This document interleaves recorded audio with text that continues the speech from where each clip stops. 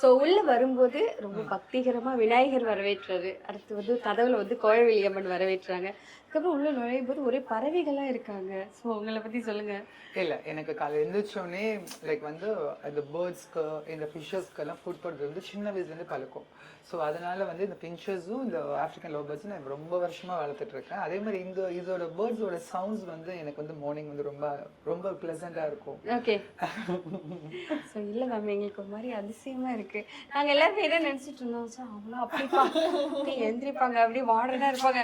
உள்ள வரும்போது ஒவ்வொரு விஷயமும் வந்துட்டு நாங்கலாம் ஃபாலோ பண்ண மாட்டோம் மேம் சில ஏங்க டைமிங்ல. ஒவ்வொருத்தவங்க ஒவ்வொரு மாரி. எனக்கு வந்து இதெல்லாம் ரொம்ப பிடிக்கும். இதெல்லாம் வந்து நம்ம வந்து சின்ன வயசுலேருந்து பழக்கப்பட்டிருக்கணும்ல. ஸோ அதுலேருந்து வந்த விஷயம் தான் இது எல்லாமே. இல்ல எல்லாம் உள்ள பார்த்தா முட்டையெல்லாம் வச்சிருக்கு. ஆமாங்க. எல்லாமே குட்டி போட போகுதுங்க.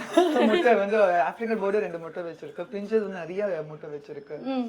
ஸோ இதெல்லாம் பார்த்துட்டே இருக்கணும். கேர் பண்ணிட்டே யார இருக்கணும். பார்த்து இதெல்லாம் தோணுது? இந்த மாதிரி இருக்கணும். இல்ல சின்ன வயசுல இல்ல, இருந்தே இல்ல. வீட்லயே இருக்கு. எங்க வீட்ல வந்து எங்க அப்பாவோட அண்ணா பெரியப்பா வந்து ஒரு பெட் லவர். ஸோ அதனால நான் நினைக்கிறேன். பட் வந்து எனக்கு நான் வீட்ல தனியா சின்ன வயசுல இருந்ததுனால, ஸோ இந்த மாதிரி பெட்ஸ் தான் வந்து என்னோட கம்பெனியன். ஸோ அதனால பெட்ஸ் மேல ரொம்ப லவ் அப்பவே இருந்தது எனக்கு. ஓகே. சோ இத பாத்துக்கிறதுக்கே ஒரு 10 பேர் கொண்ட குழு போடணும் போலயே இல்லங்க. வீட்ல. ஜஸ்ட் ஒரு டெய்லி ஒரு 15 மினிட்ஸ் டைம் வந்தா போதும். ஓகே. அந்த மாதிரிலாம் 10 பேர் குழுலாம் தேவையில்ல. ஏன்னா வீக்லி ஒன்ஸ் வந்து அவங்களுடைய டஸ்ட்லாம் கிளீன் பண்றதுக்கு அப்போ 2 டேஸ் ஒன்ஸ் ஃபுட் வாட்டர் மாத்தி மாத்தி வச்சா போதும் அவ்வளவுதான். ஓகே. எங்களுக்கு தெரியும். நீங்க எவ்வளவு வந்துட்டு உங்க கூட இருக்கவங்கள பத்திரமா பாத்துப்பீங்க அப்படிங்கிறது நல்லா தெரியும். வாங்க மேம் இன்னும் ஆர்வமா இருக்கு. உள்ள போய் என்ன வாங்க உள்ள இருக்குன்னு வாங்க. பார்க்கலாம். அவங்களுக்கு முன்னாடி நானே வரேன். நுழையும் போதே நிறைய விஷயங்கள் சொன்னீங்க மேம். ஸோ எல்லாருமே உங்ககிட்ட இந்த கேள்விகள்லாம் கேட்டிருப்பாங்க. ஸோ உள்ள நுழையும் போது நிறைய பேர் இருந்தாங்க. எப்படி இவ்ளோ பெரிய குடும்பம்? எல்லாரும் ஒண்ணா இருக்கீங்க. அ நீங்க பார்த்ததெல்லாம் கம்மி ஆக்சுவலி. எங்க கூட இப்ப இருக்கிறது பாத்தீங்கன்னா ஒரு 4 பேர் தான் இருக்கிறாங்க ஆக்சுவலி. என்னோட மெகந்தி, காயத்ரி, அனிஷான்னு சொல்லிட்டு ஒரு 4 பேர் தான் இருக்காங்க. வின்சி 4 பேர் தான் இருக்காங்க. பட் எனக்கு என்னுடைய பொண்ணுங்க, பேத்திங்க, கொள்ளு பேத்திங்கன்னு ஒரு 150 பேர் மேல இருக்கிறாங்க. எல்லாம் தனித்தனியா சென்னையில இருக்காங்க.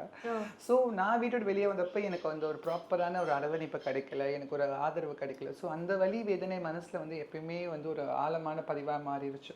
ஸோ என்ன மாதிரி திருநங்கைகள் வந்து வீட்டை விட்டு வெளியே வரப்போ அவங்க ஃபேமிலி அக்செப்ட் பண்ணாத நிலைமையில அவங்க யாராச்சும் என்கிட்ட காண்டாக்ட் பண்ணாங்களா, இல்லை என்ன சார்ந்தவங்களை காண்டாக்ட் பண்ணாங்கன்னா அவங்களுக்கு ஒரு ப்ராப்பரான வந்து ட்ரான்ஸ்ஃபர்மேஷன் வரைக்கும், அவங்களுக்கு ஒரு ப்ராப்பரான ஐடி கார்ட்ஸ் ட்ரான்ஸ்ஃபர்மேஷன் வரைக்கும், அவங்களோட எஜுகேஷன், இல்லாட்டி அவங்களுக்கு ஒரு ஆண்டர்ப்ரனர்ஷிப், இல்லாட்டி அவங்களுக்கு ஏதாச்சும் ஒரு ப்ராப்பரான ஒரு லிவிங் ஸ்டாண்டர்ட் வந்து சொல்லித்தர வரைக்கும் என் கூட இருப்பாங்க. சம்டைம்ஸ் அதுக்கப்புறம் 2 to 3 இயர்ஸில் வந்து தனியாக போயிடுவாங்க. அவங்க ஃபேமிலி அக்செப்ட் பண்ணிப்பாங்க. ஓகே.